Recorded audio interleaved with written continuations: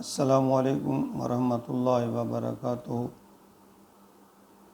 بہت پیارے مسلمان بھائیوں، بہنوں، عزیزوں، بیٹوں اور بیٹیوں،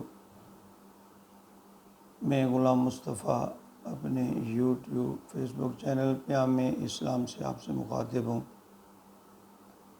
جس پہ درس قرآن کے سلسلہ میں آج کا ہمارا سبق سورۃ آل عمران آیت نمبر 29 پر مشتمل ہے۔ میں اللہ اور اللہ کے رسول کا پیغام آپ تک پہنچانے کی کوشش کر رہا ہوں۔ میری آپ سے گزارش ہے کہ اس کار خیر میں اپنا حصہ ڈالیے۔ ایک تو اسے یوٹیوب پہ جا کے سبسکرائب کر لیں، اور دوسرا فیس بک پہ فالو بھی کریں، اور اس پیغام کو آگے بھی لوگوں تک پہنچائیں کہ اللہ اور اللہ کے رسول کی بات، اللہ تعالیٰ کا نبی کا فرمان ہے کہ جو لوگ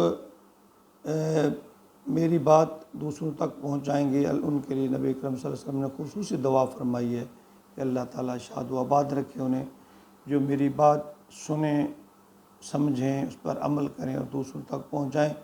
اللہ رب العزت ہمیں اس پہ عمل کی توفیق عطا فرمائے، اور یہ جو پیغام ہے اللہ اور اللہ کے رسول کا، اس کو آگے دوسروں تک پہنچانے کی بھی اللہ رب العزت ہمیں توفیق عطا فرمائے، اور اس سارے عمل میں اللہ ہمیں اخلاص نصیب فرمائے۔ ریاکاری، دکھاوا یا دنیاوی منفعت یا منافع جو ہیں، اللہ تعالیٰ ان سے بالا تر ہو کر اخلاص سے نیت کے ساتھ اللہ تعالیٰ ہمارا یہ جو عمل ہے اس کو ہمیں کرنے کے بعد اس پر جو ہے عمل کی بھی توفیق دے، اور پھر اس کا دین و دنیا میں اس کا اجر عطا فرمائے۔ اعوذ باللہ من الشیطان الرجیم، بسم اللہ الرحمن الرحیم۔ فَكَيْفَ إِذَا جَمَعْنَاهُمْ لِيَوْمٍ لَا رَيْبَ فِيهِ وَوُفِّيَتْ كُلُّ نَفْسٍ مَا كَسَبَتْ وَهُمْ لَا يُظْلَمُونَ۔ وَكَيْفَ إِذَا جَمَعْنَاهُمْ، تو کیا حال ہوگا اس وقت جب ہم جمع کریں گے، لوگوں کو اکٹھا کریں گے، لِيَوْمٍ لَا رَيْبَ فِيهِ، اس دن جس کے بارے میں کوئی شک نہیں ہے۔ دیکھیں اللہ رب العزت بار بار اپنے اس پاک کلام میں اپنے احکامات کو، اپنی باتوں کو بار بار فرما رہے ہیں کہ خیال کرو، احتیاط کرو، یاد کرو اس دن کو جب اللہ تمہیں پھر دوبارہ اکٹھے کرے گا اور تمہارے سے حساب کتاب لے گا۔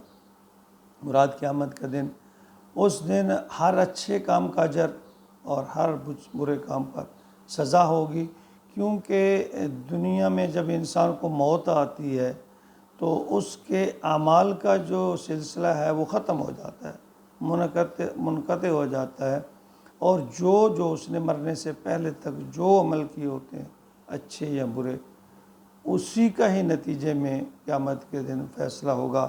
اللہ بار بار متنبہ فرما رہے ہیں کہ خبردار سدھر جاؤ، میری طرف لوٹ آؤ، میرے اور میرے محبوب کی فرما برداری اتباع کی طرف لوٹ آؤ، ورنہ یاد رکھو، اللہ فرما رہے ہیں ایک ایسا دن آئے گا، اس میں شک و شبہ کی گنجائش نہیں ہے، کسی غلط فہمی میں نہ رہنا کہ بس مر گئے تو کیا یہی دنیا ہے، ہرگز نہیں ہے۔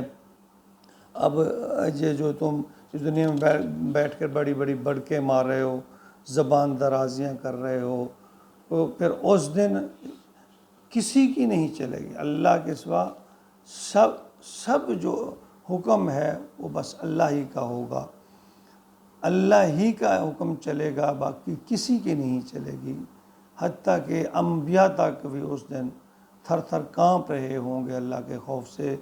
لیکن آج کا مسلمان ہے کہ اس دنیا کے لیے تو وہ 24 گھنٹے میں سے 23 گھنٹے تک بھی صرف کرنے کے لیے تیار ہے، اور اللہ کے لیے، اللہ کے دین کے لیے، اللہ کی فرما برداری کے لیے، اللہ کے حکم بجا لانے کے لیے، اللہ کا شکر کرنے کے لیے اس کے پاس ٹائم نہیں ہے، مصروفیت بہت ہے، دنیا داری میں ایسا الجھا ہوا ہے۔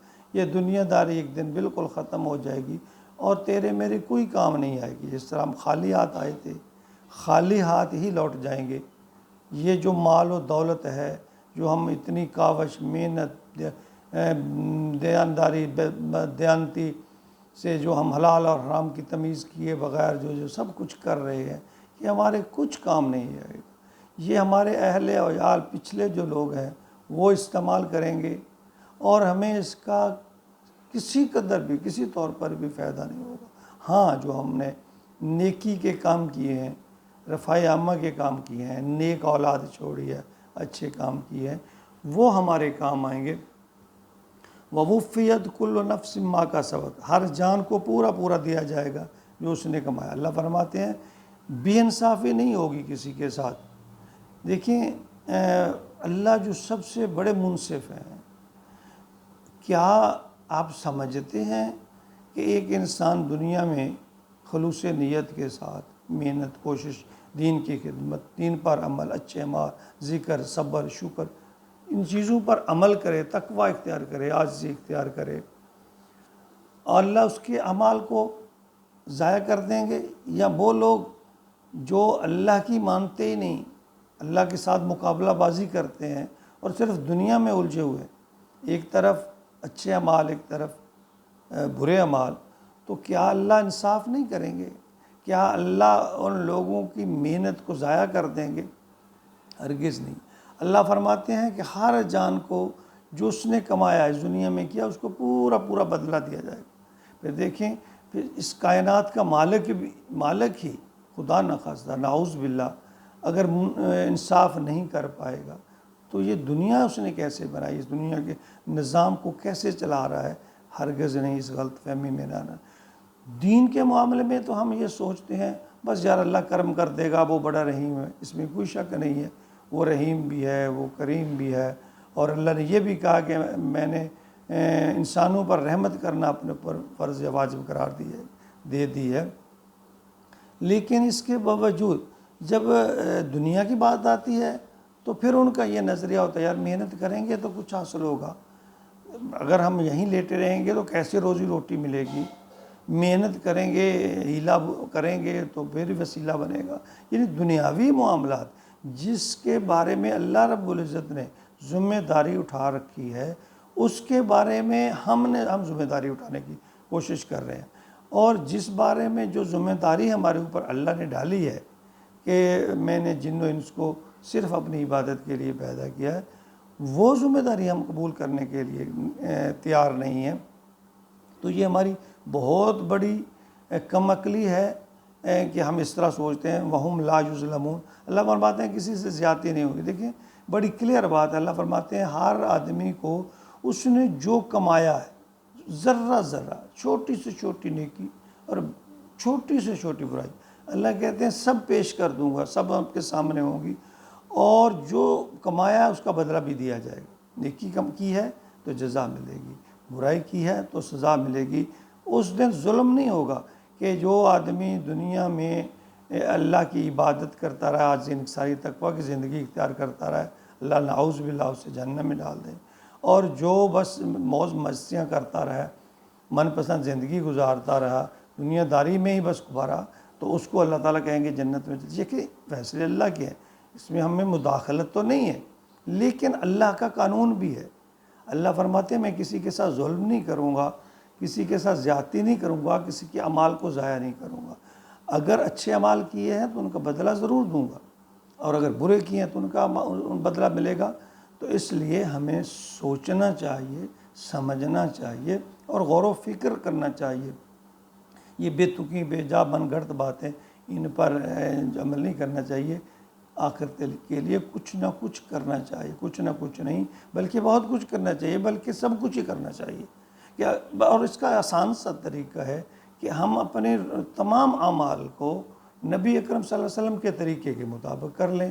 کھانا، پینا، اٹھنا، بیٹھنا، سونا، جاگنا، ان اعمال کو اس ترتیب سے بنا لیں جس طرح نبی اکرم صلی اللہ علیہ وسلم نے کیے، تو یہ نیکیاں ہی نیکیاں ہیں، رزق حلال کی طرف آئیں، ایمانداری کی طرف آئیں، سچائی کی طرف آئیں، لوگوں کی فلاح کے لیے آئیں، عاجزی انکساری، تقوی، ان چیزوں کو جب ہم اپنائیں گے تو لا محالہ اللہ رب العزت کی رحمت ہمیں ڈھانپ لے گی۔ اور ہمیں امید ہے جب ہم اللہ کی طرف جائیں گے، اللہ فرماتے ہیں جو ایمان بندہ مومن میری طرف ایک قدم آتا ہے، ایک بالشت آتا ہے، تو میں اس کی قدم 3 قدم یا 10 قدم اس کی طرف متوجہ ہوتا ہوں۔